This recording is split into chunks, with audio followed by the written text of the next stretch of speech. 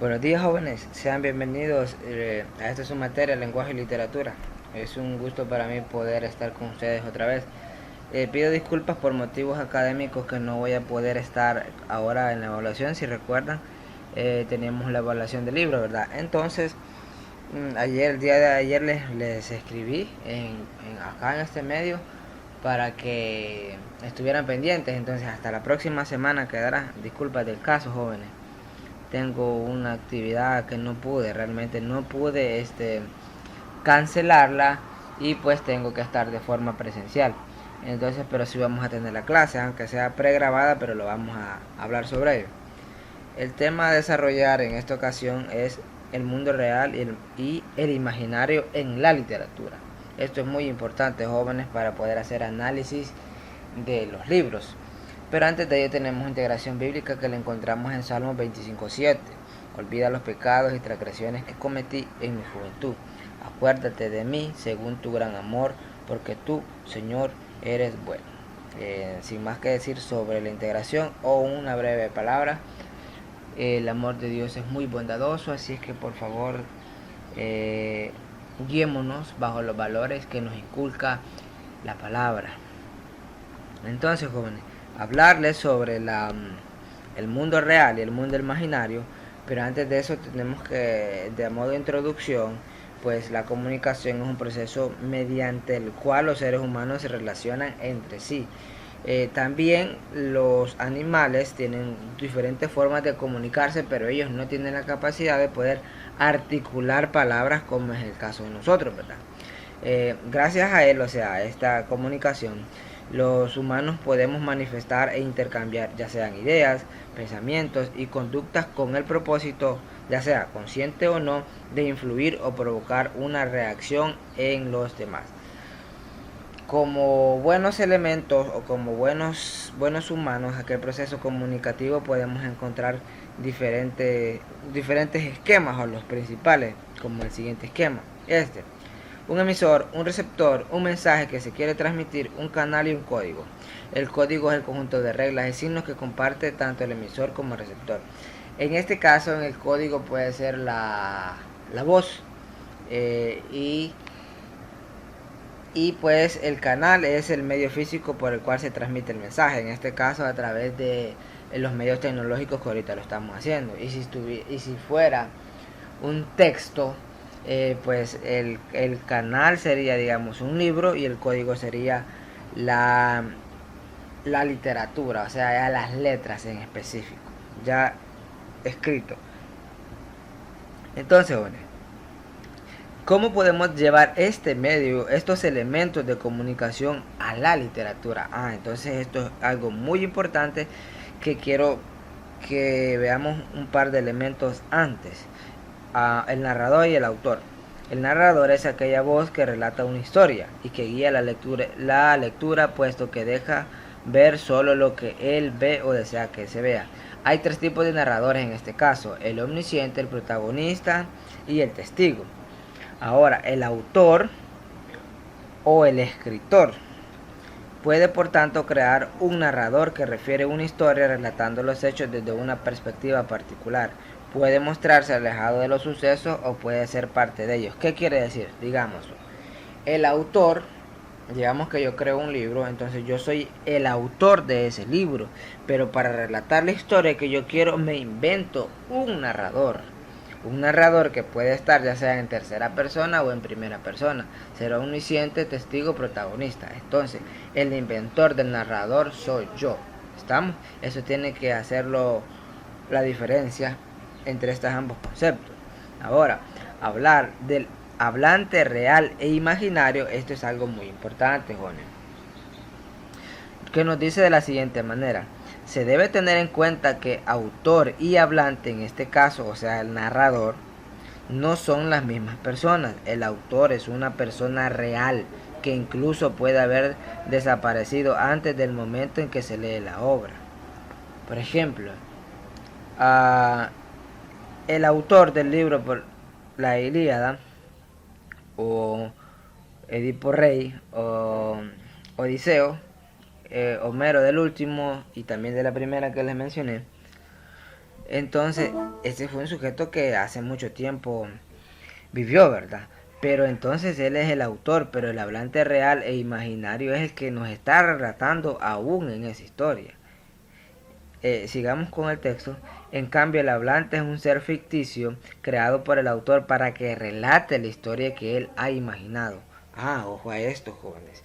Entonces, a pesar de que un autor haya muerto hace mucho tiempo, ahí dejó un hablante real o un imaginario para poder relatar toda la historia tal como él lo había pensado o detallado, jóvenes. Esto es muy, muy importante.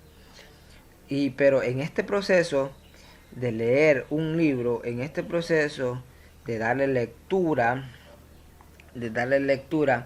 a, a cualquier libro, poema, cuento, leyenda, fábula, cualquier texto literario, entonces yo soy parte de ello ya. Bueno, y continuando, cuando yo ya soy el lector, ya me convierte en un oyente real. Entonces, ¿qué quiere decir esto? Es la persona que lee o escucha al narrador. El lector establece un pacto verosimilitud con el mundo literario y cree en las acciones como parte de la ficción narrativa. Yo estoy leyendo a Homero, estoy leyendo a Odiseo, yo leo su libro, entonces yo ya me convierto en el oyente real, en el lector real y soy parte ya del mundo literario. ¿Por qué? Porque Homero ha creado aquella ficción narrativa. ¿Y en qué consiste la ficción narrativa? Son invenciones de sucesos y personajes de carácter ficcional. Hace que el lector, mientras lea, no cuestione si los hechos son reales o no, inclusive si los personajes son reales o no. Entonces ustedes, al estar leyendo el libro Odiseo, ya se convierten en un oyente real y crean ese pacto con este escritor. A esto se lo tengo por ejemplo, ¿verdad? Ahora, hablarles del oyente imaginario es el autor o autora. No conoce a la persona real que leerá su creación. Sin embargo, le atribuye ciertas cualidades, intereses, conocimientos. Cuando una persona escribe un libro, no sabe a qué tan gran comunidad puede llegar o abarcar, ¿verdad? Entonces a esto se le conoce como el oyente imaginario. Estos son puntos muy importantes, jóvenes, para que entiendan cuál es el pacto narrativo, cuál es el hablante real, quién ahora se convierten en oyentes reales ustedes de cualquier texto literario del cual podemos hablar. Y para traerles esta comparación de estos elementos de la comunicación, ahora llevarlos ya al mundo literario. Vean cómo se va desglosando. Primero tenemos al escritor y en un orden descendente lineal imagina a un lector o un oyente imaginario, que es lo que le estaba diciendo. Luego se puede desglosar de una forma diagonal que utiliza un hablante imaginario. ¿Para qué lo utiliza? Para comunicarse y convertirse en un lector oyente o un lector real. Ojo a esto. Y lo importante del escritor es que, claro, toma elementos del mundo real para crear ¿qué? Un mundo imaginario. Muchos de los escritores, no importa a qué género de la literatura pertenezca el libro, ciencia ficción, la novela realista, cuentos maravillosos, cuentos de terror, novela histórica, novela gótica, el romanticismo, la épica clásica, que es la que estamos viendo, inclusive la literatura precolombina, etcétera, etcétera. Todo este tipo de literatura, perdón, de tipos de literatura, siempre el escritor ve algo en el mundo real y eso lo lleva.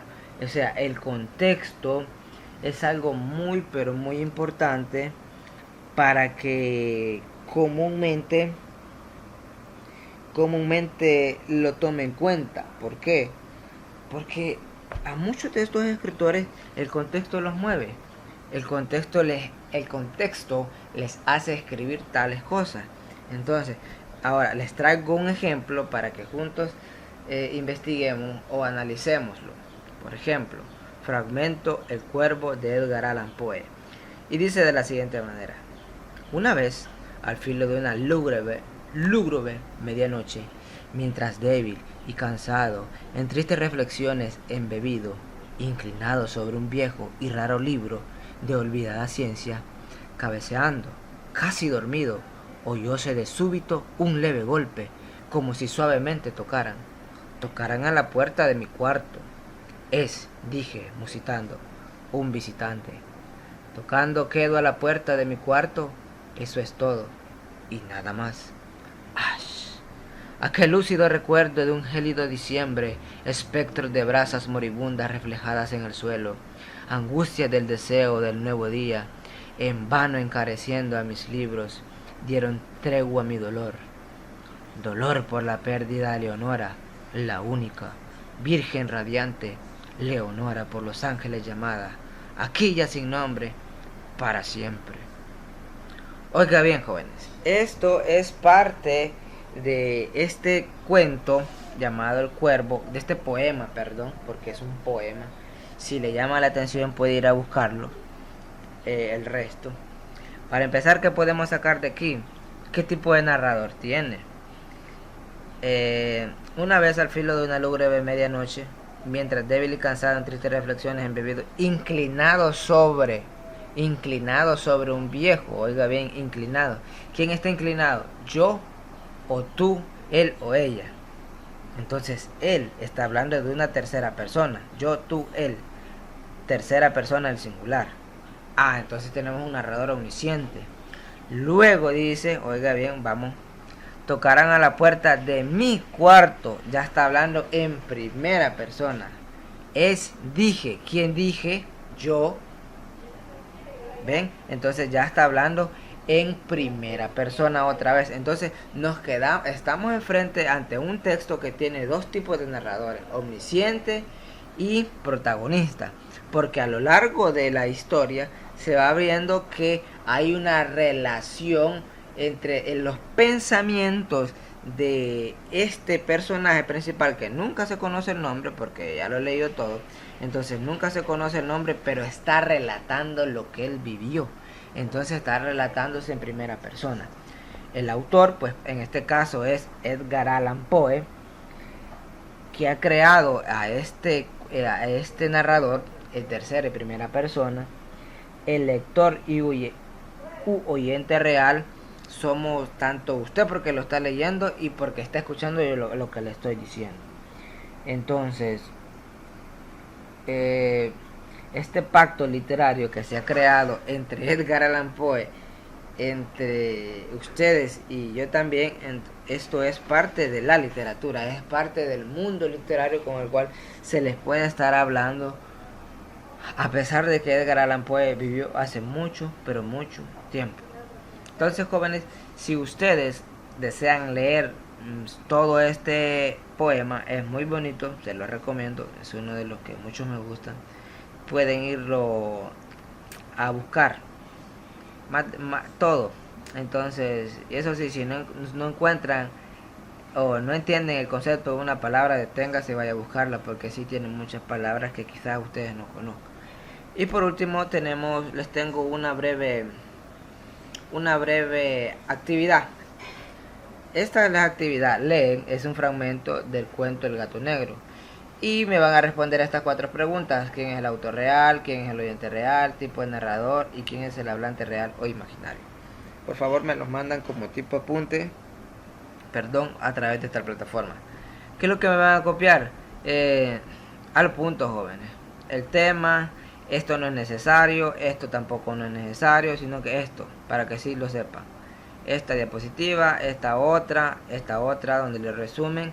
Y pues esto no, simplemente ustedes pueden dar la descripción del análisis que le he dado y decir: análisis del fragmento del Cuervo de Edgar Allan Poe. No es necesario que lo copien, porque se le va a hacer mucho. Claro, si usted tiene la capacidad de poder imprimirlo, es cosa suya, pero no es obligación. Y en este caso nada más, tampoco quiero que lo copien, solo díganme análisis del fragmento del Gato Negro y le da respuesta a estas 4 preguntas. Eso sería todo por el día de hoy, jóvenes. Espero que les haya gustado la clase y que se haya entendido. Nos vemos la próxima semana con la evaluación del libro La Odisea de Homero. Eso sería todo. Cuídense. Bendiciones para usted y toda su familia.